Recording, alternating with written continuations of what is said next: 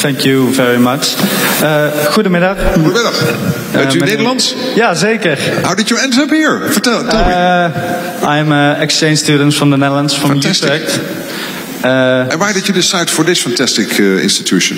Because, I don't know, I want to go to Central Europe, because I have lived in Western... I'm sorry everyone, Central Europe. Eastern Europe. Central Europe. Central Europe, I'm sorry. I've lived in Western Europe all my life, and I'm very interested in the European Union, and I want to know what life is here. Great. Like, how long are you here now? 2 weeks. Actually. 2 weeks, okay. So you have only 13 days more of experience of living in Ohio. Yeah. So it's really, really cool to see you here, ex-Mr. President. Yeah. I have a question. It's a bit of a hypothetical one, but in the news you see that Zelensky and Trump are a bit arguing. Trump called Zelensky a dictator. Do you think it's likely that Trump will make a deal with Putin without Ukraine's support? And if Ukraine doesn't support it, what should the European Union do next, in your opinion? Thank you. Well, of course, Ukraine has to be part and will be part, and the US has said this, of peace negotiations, because this is about their country. So I'm really not worried there. They will be part of that. But it only started, a couple of days ago. So it is so early stage.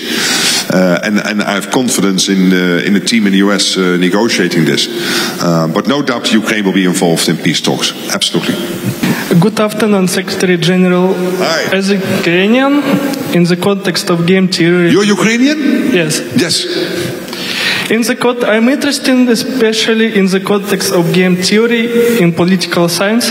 How does NATO assess the ongoing war in Ukraine as a strategic interaction between Russia, NATO and Ukraine? Specifically, how do you evaluate the payoff structures and potential Nash equilibria in this scenario, considering the escalation risk and deterrent strategies? Of course, NATO is not part to the conflict, but NATO, through the command in Wiesbaden, is coordinating the training and the military equipment coming into Ukraine, and through JTEC, the center in Poland, collectively we're capturing all the lessons.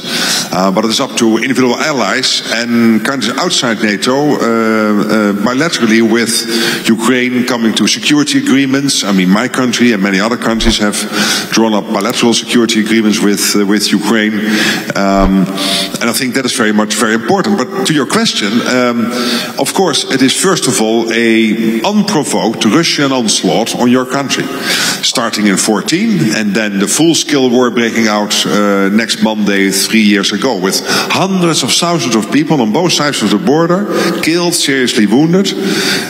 It is unbelievably sad when you think about it, and so many beautiful cities in Ukraine being seriously damaged and having to be rebuilt. So the cost of all of this is enormous. But it is your country fighting for its survival and for its sovereignty. That is between you and Russia. But we also have to acknowledge that Russia is working with others, with North Korea, with China and with Iran. So when a peace deal is reached on Ukraine, let's make sure that one Xi Jinping, the first secretary of the Communist Party of China, will be watching this and will be interested in the outcome. And if it is a weak deal for the West, he might think of some next steps himself in the Pacific. So all the theaters, as so-called, Northern Euro-Atlantic and in the Pacific, they are more and more connected. Thank you. Can I give you one more question? Please. You have the microphone, so you have the power. What advice would you give to the future generation of Ukrainian leaders?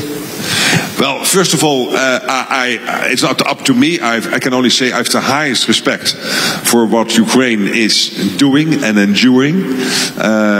You have, from day one, been fighting, where Putin would think in 3 or 4 days you would have to give in to him, and you didn't. You fought back. You were able to capture back large parts of the country Putin originally was able to capture in February February 2022. We all remember that famous video President Zelensky made when he was offered a right to Poland to get into safety, and that he said, "I don't need a right, I need ammunition." And then he came out of the presidential palace saying, "I'm here with the Prime Minister, the Defense Minister, the Chief of the Military, myself, the President. We are all here," and that was a rallying call, I think, to the whole of Ukraine, and one of the most moving short clips I've ever seen. In all its simpleness, extremely effective, because it showed the leadership, not only of the senior leaders in Ukraine, but also of the general population. But for the young people in Ukraine, I mean, I wish this war to end as soon as possible, and then you will have to rebuild the country. But you will have so many stories to share about how proud soldiers and proud citizens have withstood this Russian onslaught, that I hope you will be very proud, that you will share those stories and they will go down the generations, and of course that you will build your future and will have happy lives, and really be integrated as you wish in the Euro-Atlantic structures like the EU and NATO. I really wish that for your country. Okay. Thank you very much for your answer. We will take one more question. Good afternoon. Hello. I would like to ask... Are you also from the Netherlands? No. No. But my sister lives in the Netherlands.